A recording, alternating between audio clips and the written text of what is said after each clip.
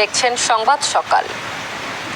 এবারে জানাবো খেলার খবর। শ্রীলঙ্কার মাঠে ইতিহাস করলো বাংলাদেশ। প্রেমাদাসায় যেন বাজলো লাল সবুজের বিজয়ের বাদ্য। টেস্ট ও ওয়ানডে ব্যর্থতার পর ৩ ম্যাচের টি-20 সিরিজে স্বাগতিকদের ২-১ ব্যবধানে হারিয়ে প্রথমবারের মতো লঙ্কানদের মাটিতে সিরিজ জয়ের স্বাদ পেল টাইগাররা। শেষ ম্যাচে ১৩৩ রানের টার্গেটে ২১ বল হাতে রেখে ৮ উইকেটের দুর্দান্ত জয় তুলে নিল লিটন দাসের দল। জুবায়ের নূরের ম্যাচ রিপোর্ট। শেষ ভালো যার সব ভালো তার, সেটাই যেন প্রমাণ করলো বাংলাদেশ। কলম্বোর প্রেমাদাসা স্টেডিয়ামে শ্রীলঙ্কার মাটিতে প্রথমবারের মতো টি-20 সিরিজ জিতলো টাইগাররা। ৩ ম্যাচের সিরিজে ২-১ ব্যবধানে জয়, তাও আবার শেষ ম্যাচে স্বাগতিকদের ৮ উইকেটের বিশাল ব্যবধানে হারিয়ে।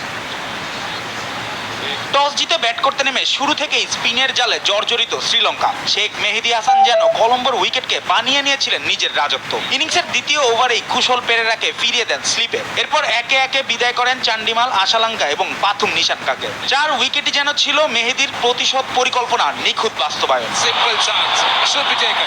শ্রীলঙ্কার হয়ে প্রতিরোধ করার চেষ্টা করেন ওপেনার পাথুম নিশানকা, করেন ৩৯ বলে ৪৬ রান। আর শেষ দিকে অধিনায়ক দাসুন সানকা ২৫ বলে অপরাজিত থেকে খেলেন ৩৫ রানের ইনিংস। বাকি কেউই আর এদিন টাইগারদের বোলিং আক্রমণের সামনে থিতু হতে পারেননি। নির্ধারিত ২০ ওভারে ৭ উইকেট হারিয়ে লঙ্কানদের সংগ্রহ ১৩২ রান। বাংলাদেশের হয়ে মেহেদীর পাশাপাশি শরীফুল, মুস্তাফিজ ও শামীম হোসেন নেন একটি করে উইকেট।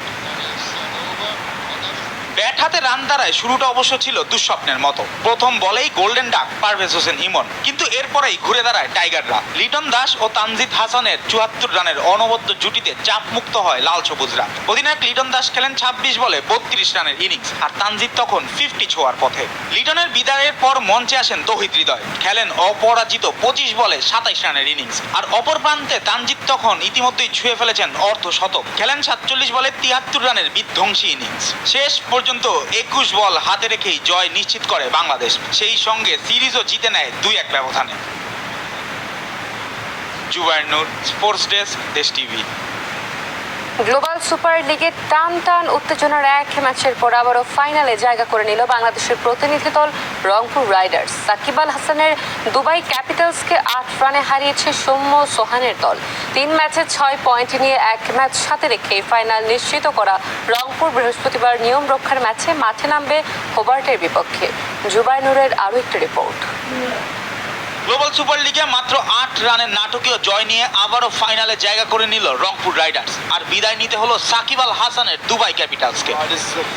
টস জিতে আগে ব্যাট করতে নেমে রংপুর তোলে ১৫৮ রান। ইনিংস গড়ার মূল কারিগর ছিলেন ইফতেখার আহমেদ, সৌম্য সরকার ও নুরুল হাসান সোহান। সৌম্যর ২৮ বলে ৩৬ রানের আগ্রাসী শুরু, এরপর ইফতেখারের ৩২ বলে ৪১ এবং সোহানের ১৮ বলে ৩৪ রানের ঝড়ো ইনিংস শেষে ৫ উইকেটে রংপুরের সংগ্রহ দাঁড়ায় ১৫৮।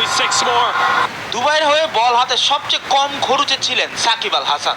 এদিন ৪ ওভারে মাত্র ১৬ রান দিয়ে নিয়েছেন সৌম্যর মতো গুরুত্বপূর্ণ উইকেট।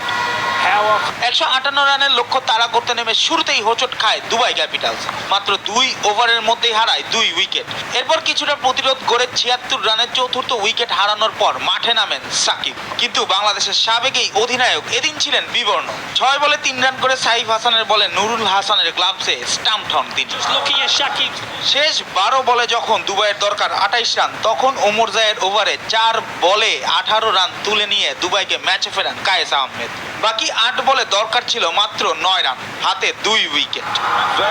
কিন্তু রংপুরের ঘুড়ি যেন উড়ল ঠিক সেখান থেকেই। আফগান বোলার ওমর জায়ের বলে আরেক আফগান ইব্রাহিম জাদরানের হাতে ধরা পড়েন কায়েস আহমেদ। পরের ওভারে খালেদ আহমেদের দ্বিতীয় বলেই ক্যাচ তুলে দেন দুবাই ক্যাপিটালসের শেষ খেলোয়াড়। থ্রিলার ম্যাচের নাটকীয় পরিণতিতে ৮ রানে জয় তুলে নেয় রংপুর রাইডার্স।